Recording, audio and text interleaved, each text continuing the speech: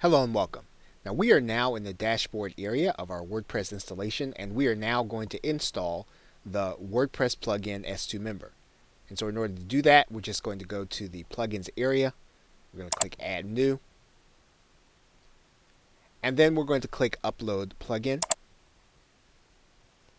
And in order to do this, we're going to go and grab that file from our hard drive. Okay, once we have that file, what we can do is just click the install now button. And then you'll notice the message from WordPress saying that the plugin has been installed successfully. You'll want to click Activate Plugin. Once you've done that, you should see the S2Member framework inside of your WordPress installation. Now, of course, you can install in the way that we suggested in the other video that we talked about getting S2Member. In that particular case, you would go to Add a new plugin. And then you would type in the search plugins area S2Member.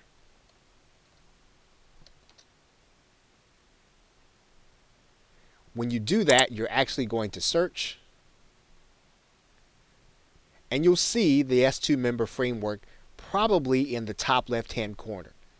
Now, you'll get the opportunity to click the install button from there. Now, ours won't show because we've actually already installed the plugin. But if you'd like to do it that way, you can certainly do it that way. Either way gets the plugin onto your site and makes it ready to be used. Okay, so with that, thanks, and I will see you in another video.